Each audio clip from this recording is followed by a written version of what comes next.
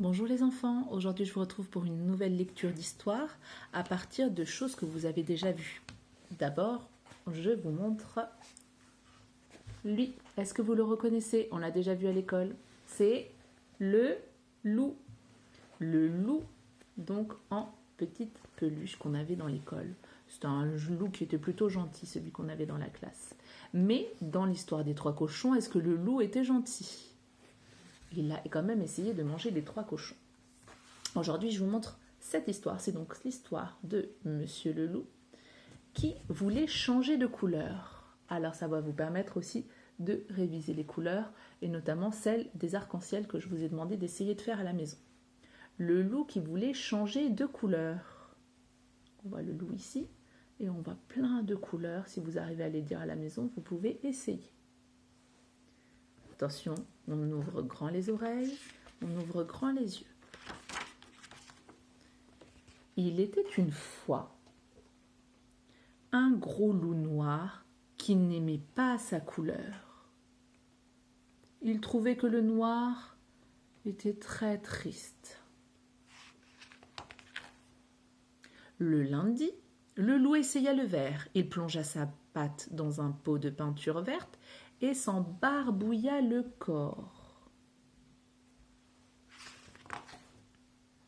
Quand il fut bien sec, il se regarda dans le miroir et s'exclama « Mais quelle horreur! On dirait une grenouille !»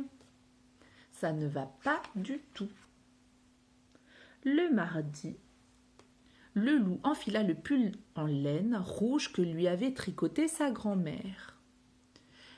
Et ensuite, il n'était pas content du tout, car en se regardant dans son miroir, il se dit « Nom d'un petit cochon, on dirait le Père Noël !» Ça ne va pas du tout. Le mercredi, le loup se faufila dans la ferme et cueillit toutes les roses du jardin. Puis, il se couvrit le corps avec les pétales de fleurs.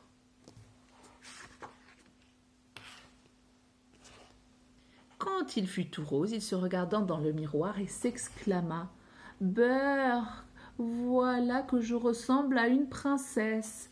Cela ne va pas du tout. » Et même la princesse qui est là le regarde et se moque un petit peu de lui. Le jeudi, le loup se plongea dans un bain tout gelé, très très froid. Il y a même des glaçons, regardez. Il eut si froid qu'il en ressortit de la baignoire tout bleu en claquant des dents. Il se regarda dans son miroir et s'exclama « Oh, le bleu me donne mauvaise mine.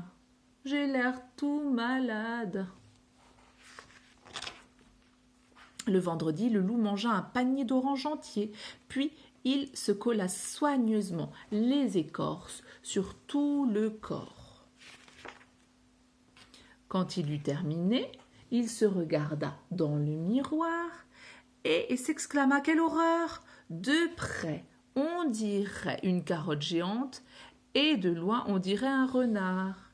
Cela ne va pas du tout. » Samedi, le loup se roula dans une mare de boue. Il n'est pas tout seul, regardez. On revoit les trois petits cochons de notre histoire, on dirait. Quand il fut tout marron, il se regarda dans son miroir et soupira. « Oh là là, maintenant je ne ressemble plus à rien.